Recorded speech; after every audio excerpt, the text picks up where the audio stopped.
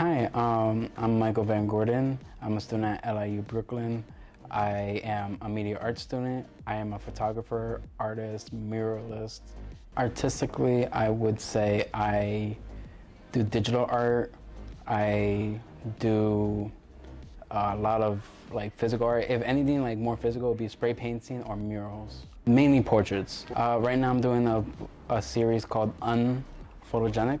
The reason why I put unphotogenic is because being photogenic or unphotogenic is just an idea of the mind. Right now I'm actually working with several other students in LIU and outside of LIU. Mainly unphotogenic because those are the ones that are more like self-doubting. He is another photographer, and behind the camera is much easier to play with than when you're in front of the camera. So I would do a before picture where he's like calm, or not really calm, he would be more like stressed because he's in front of the camera.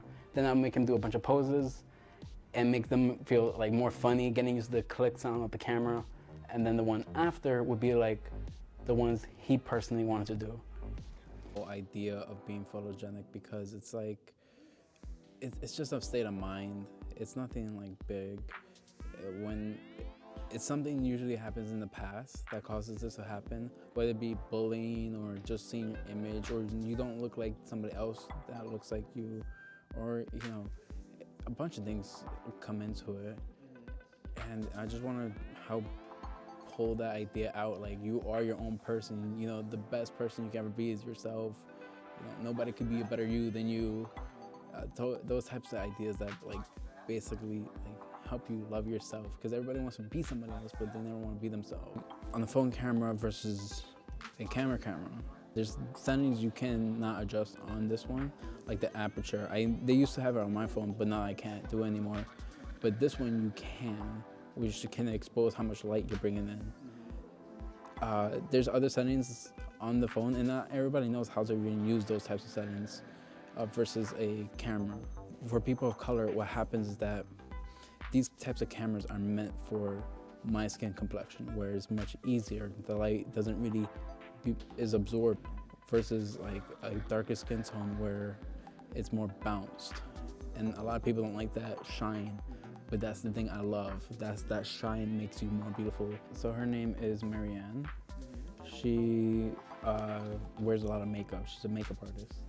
And actually editing this photo was difficult because she put only makeup on her face but didn't drop it down to her neck. In the first photo she wanted to do headshots, but after seeing the photo in full color you actually can see the difference between her face and her neck. And this one you can't, because we were far back, we got the whole her whole pose.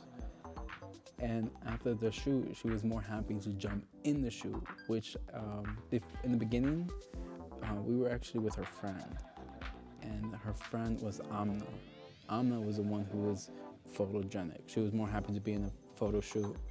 And she's like, oh, I'm bringing my friend. I was like, yeah, go ahead, because she was doing Amna's makeup. And I just looked at her and I was like, can you be in the shoot? And she was more shy. She didn't want to do it at first. She did some headshots, and then eventually we got some body shots. And then from body shots, we got some group shots where they were both together. And we were gonna do one of Amna on the staircase. And then she just jumped in.